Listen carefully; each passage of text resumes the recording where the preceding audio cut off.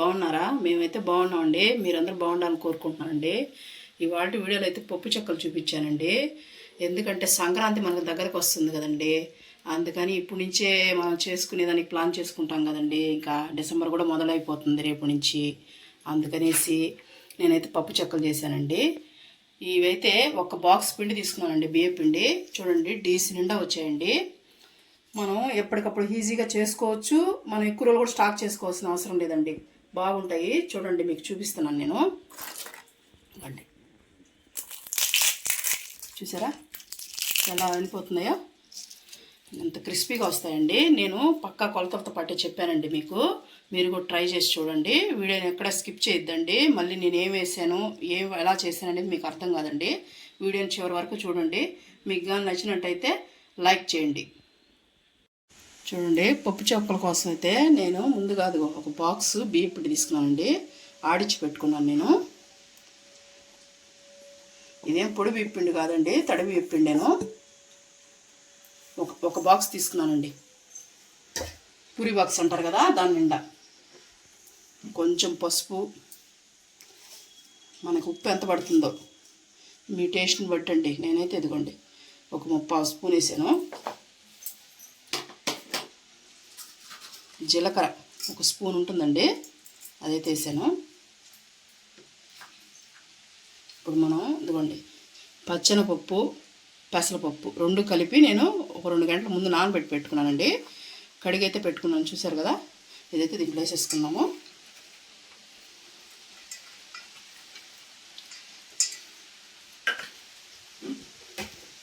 ఇప్పుడు దీంట్లో కారం కూడా వేసుకుందాం అండి. చూడండి, ఒక 1/4 స్పూన్ అండి. ఎందుకంటే కొంతమంది పచ్చిమిర్చిని కూడా పేస్ట్ చేసి వేసుకుంటారండి. కానీ మా ఇంట్లో అయితే ఇలాగ ఇష్టపడతారు కాబట్టి నేనైతే ఇలా వేసేస్తున్నాను. ఇవన్నీ ఒకసారి ముందు కలుపుకుందామండి. ఉప్పు కారం అన్నీ కలిసిపోయేంత వరకు కలుపుకుందాం.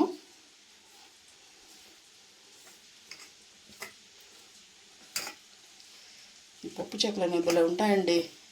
చేసి పెట్టుకున్నాం అంటే ఈవినింగ్ టైంలో టీ తాగేటప్పుడు కానీ, లేకపోతే లంచ్లోకి కానీ, నంచుకునేదానికి కానీ పనికి వస్తాయండి ఇవి. ఇప్పుడు మనం అయితే దీన్ని కలుపుకున్నాం కదండి. ఇప్పుడు మనం దీనికి ఇదిగోండి, నేను ఒక 2 స్పూన్ల ఆయిల్ అయితే హీట్ చేసి పెట్టుకున్నానండి. దాన్ని అయితే వేడివేడిగా పోసేసుకుంటున్నాను. ఇవన్నీ రావాలండి. ఇప్పుడు కాలుతుంది కాబట్టి ముందైతే ఇట్లా పోసుకోండి, ఇట్లా కలుపుకోండి స్పూన్తో.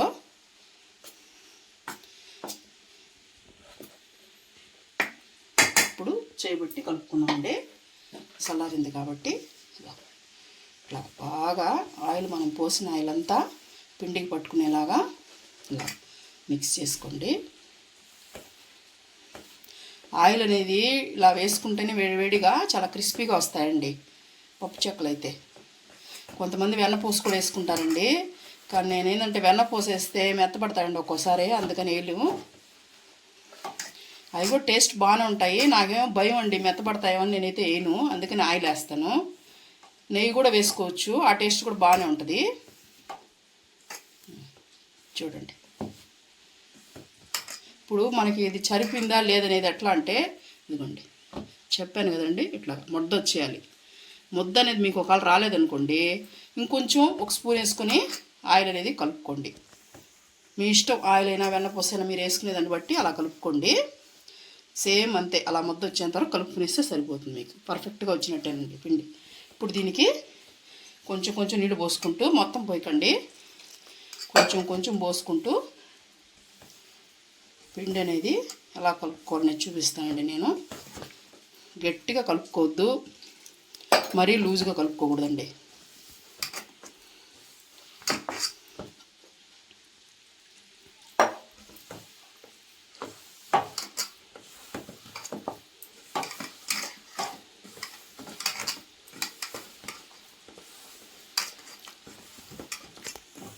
చూడండి, ఇప్పుడైతే మనం కరివేపాకు కూడా వేసుకుందామండి. సన్నగా కట్ చేసి పెట్టుకున్న కరివేపాకు కూడా వేసుకుంటున్నాను. వేసుకొని బాగా మిక్స్ చేసుకోవాలండి. కరివేపాకు కూడా వేసుకున్నారంటే మంచి వాసన ఉంటాయి చెక్కలు అనేది.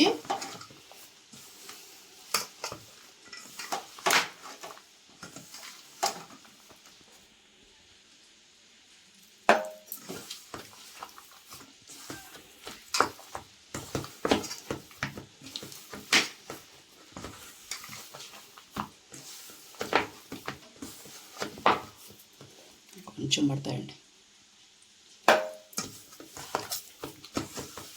మరీ టైట్గా కలుపుకున్నారంటే మనకి వత్తడానికి చాలా కష్టం ఉంటుందండి. అందుకని మరీ టైట్గా కాకుండా మరీ లూజ్గా కాకుండా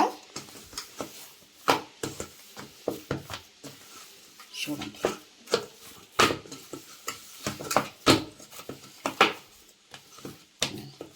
ఇలాగా చూసారా ఎలా ఉందో?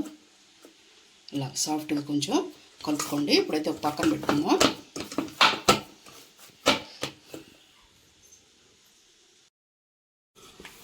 చూడండి 10 నిమిషాల తర్వాత అయితే అలా ఉందా పిండి అనేది. ఇప్పుడు మనం చిన్న చిన్న ఉండలుగా చేసుకున్నాం అండి. మనం ఉప్పు చెక్కలకి ఎలా అయితే చేసుకుంటామో ఇలా ఇలా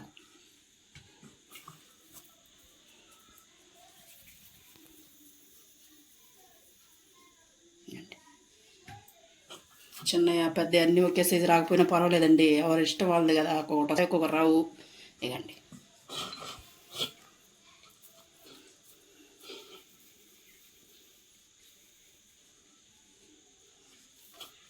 అన్నీ ఇలానే ఈ సైజు మీకు వచ్చిన సైజు అండి. చిన్నది కానీ పెద్దది కానీ మీ ఇష్టం. అలాగన్నీ ఇట్లాగే తయారు చేసి పెట్టుకుంటానండి. చూడండి మొత్తం ఇలా ప్రిపేర్ చేసి పెట్టుకున్నాను నేనైతే. ఇప్పుడు మనం ఈ పక్కన పెట్టేసుకున్నాము. చూడండి నేను వీటికి కవర్లు కట్టి పెట్టుకున్నానండి. ఇట్లా ఉంటాయి కదా చపాతీ చేసే కర్రలని, పూరీ చేసుకోవచ్చు, ఇట్లతో అన్నీ ఉంటాయి కదా అది. ఇప్పుడైతే మనం దీనికి ఆయిల్ అప్లై చేసుకున్నామండి. మనం ప్రతిసారి ఏం చేసుకోనక్కర్లేదు. ఒకసారి చేసుకుంటే తర్వాత మళ్ళీ అతుక్కుంటాయి చూడండి మీకు. ఆ టైంలో మీరు చేసుకోవచ్చండి. చూడండి ఇప్పుడైతే మనం ఉండ పెట్టుకొని పెట్టుకుందాం. చూడండి ఎలా వచ్చింది చూసారా? అయితే ఆయిల్ కాగిందా చూద్దాం. ఆయిల్ కాగిందండి.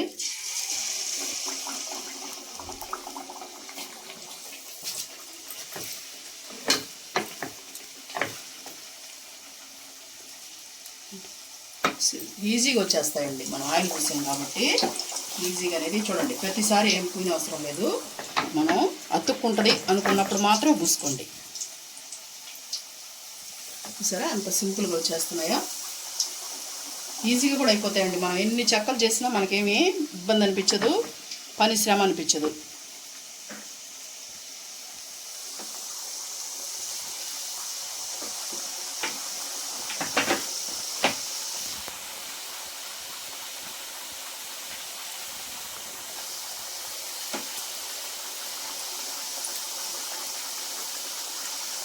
ఎక్కువ వేసుకోవాకండి. దానికి ఎంత సరిపోతున్నాయో అంతే వేసుకోండి.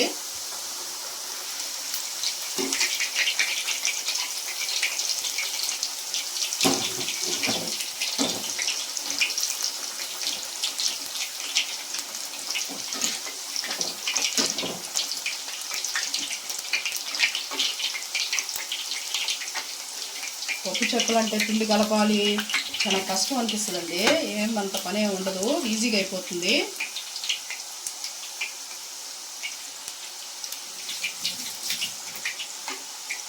తొందరగా కూడా వేగిపోతాయండి ఇవి.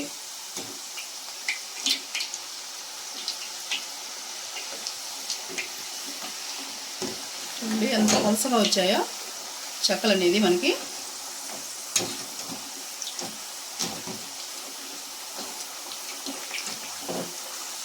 మనకి వేగాయని తెలియడానికి బుడగలు అనేది కొంచెం తగ్గిపోతాయండి. అప్పుడు వేగినట్టు అర్థము.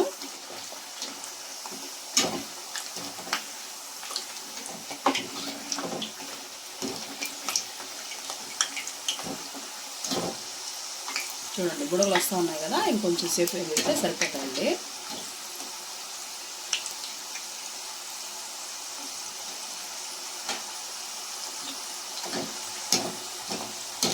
మనకి ఇంట్లో అట్ట దోశకని దానికని ఆడించుకుంటూ ఉంటాం కదండి బియ్యం పిండి అనేది. ఒక చిన్న గ్లాస్ తీసుకున్నా కూడా కొన్ని వస్తాయండి మనకి.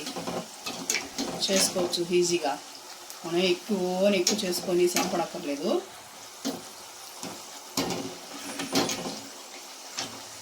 చూడండి బుడగలు అనేది తగ్గిపోయినాయి కదా. ఇప్పుడైతే వేగిపోయినాయండి.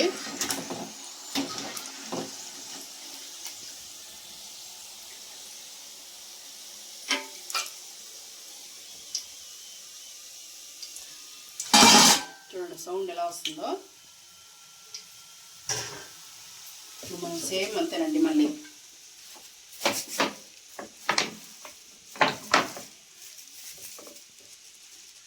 ఈజీగా ఉడిపోతుందండి.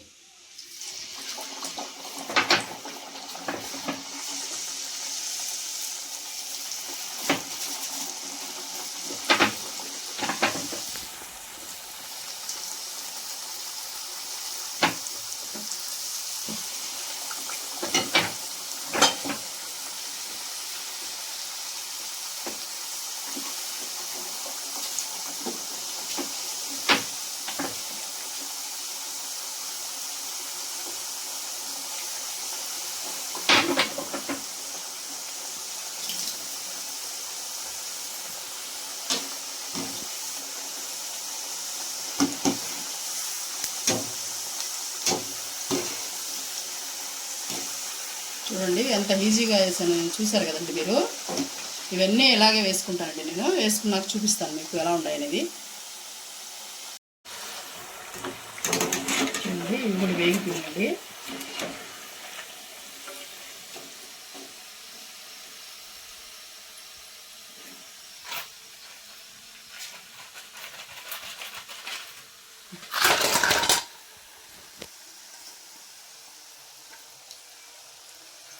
అంతా ఈ పిండి అంతా ఇలాగే వేసేసుకుంటానండి. వేసిన తర్వాత చూపిస్తాను మీకు. చూడండి ఇవైతే వేగిపోయాయండి, తీసేసుకున్నాను. లాస్ట్ పాయింట్ ఇది. స్టవ్ అయితే ఆఫ్ చేసుకుంటున్నాను నేను.